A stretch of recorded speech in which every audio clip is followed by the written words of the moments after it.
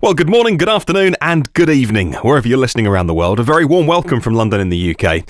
I say warm, it's a bit nippy here right now.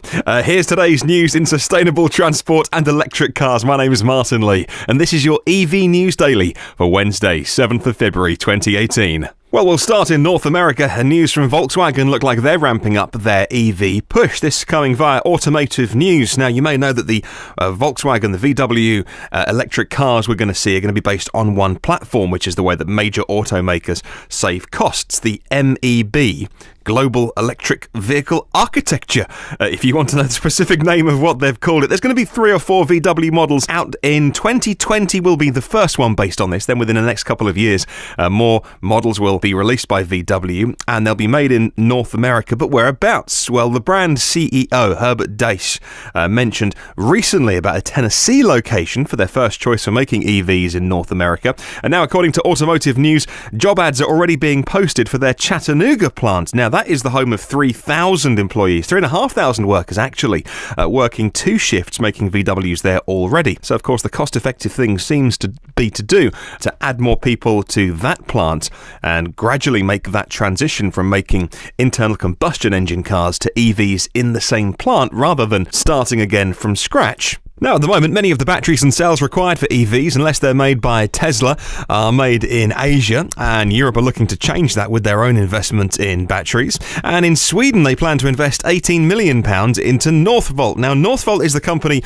whose CEO, Peter Carlson, used to work for Tesla, and Europe's racing to try and get into the cell and battery game as much as South Korea's LG Chem, and, of course, Tesla in the US. This is a multi-billion-dollar factory, a cell plant in the north of Sweden, and Sweden are putting some money into that as well, alongside others such as Scania, owned by Volkswagen. They make trucks here in Europe. The Swiss engineering group ABB, who you may have heard of recently by headline sponsoring Formula E, and the Danish wind turbine maker Vestas. They've also signed partnership deals with the company as well. Now, moving on to Hyundai, or Hyundai, however you want to say it, and their Ioniq is a great little EV, not the biggest battery in the world, but lots of efficiency from that car. If only more people could get their hands on them.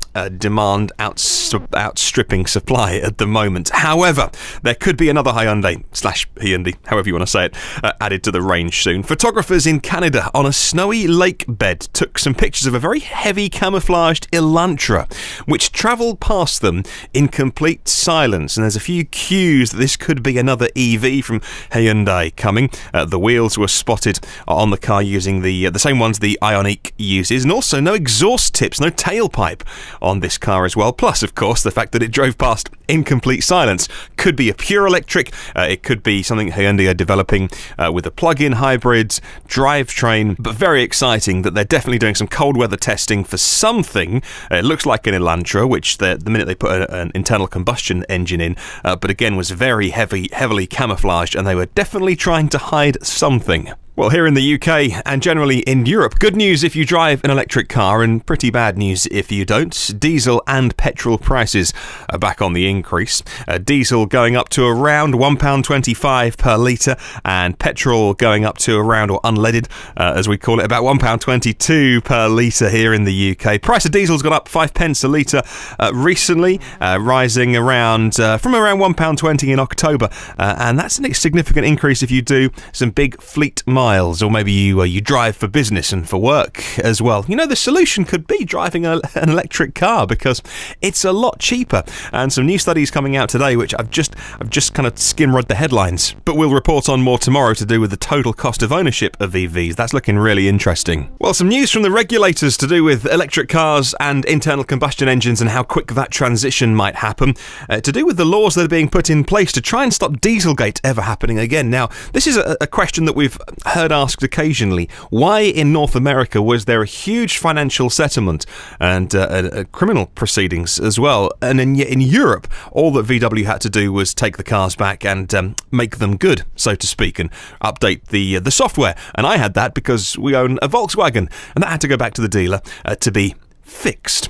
and have it put right. So that was a difference in law, actually. And so the UK is looking to change that with tougher penalties now for car manufacturers because the laws just weren't in place to make that an offence, which is why we're always very careful talking on this podcast about VW, because we make this in the UK. They did nothing wrong, according to our laws. Okay, you can argue morally what they were doing wasn't exactly spot on, but criminally, they've done nothing wrong in this country. Well, the UK government now wants to make having defeat devices an offence, so that Dieselgate will never happen again. They also want some new emissions standards and improved information given to consumers as well about the emissions and fuel economy of vehicles that they're looking to buy. This is more bad news if you make internal combustion engines, because it's shining a spotlight on what's coming out of the tailpipe and the exhaust pipe, and as people are becoming more aware of the effect that their driving has on the environment, and also as more people see their friends and they see EVs out on the streets and they're thinking, well, maybe I'll buy one of those. When they're armed with the information, more people are making an informed choice and buying electric cars. And on that, we told you yesterday on the podcast about news in January for UK new car registrations, at least saw a massive decline for diesel. Looking into the increase in new energy vehicles, or AFVs is how they term them in this country. No one calls it the same thing. Alternatively fueled vehicles.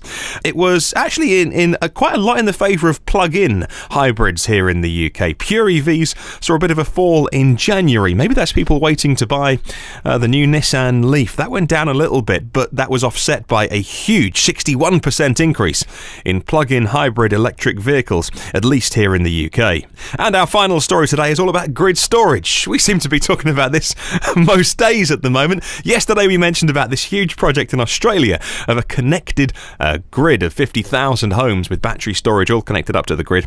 And now in the UK, electronics giant GE and battery specialist Arenco have teamed up to build a battery storage facility in the Midlands in the UK. It'll be 41 megawatts of batteries, and it'll be the first in a series of grid-scale energy storage systems built to deal with peak demand and also deal with an uncertain energy future where we know coal is being turned off in the UK at the latest by 2025. Looks like it might happen earlier through natural selection, for want of a better term, and it's always very sensitive talking about this because many hundreds of jobs are involved, and that is enormously sad when those jobs go. We want those jobs to be moved into green jobs and nobody to be out of work because of coal plants shutting down.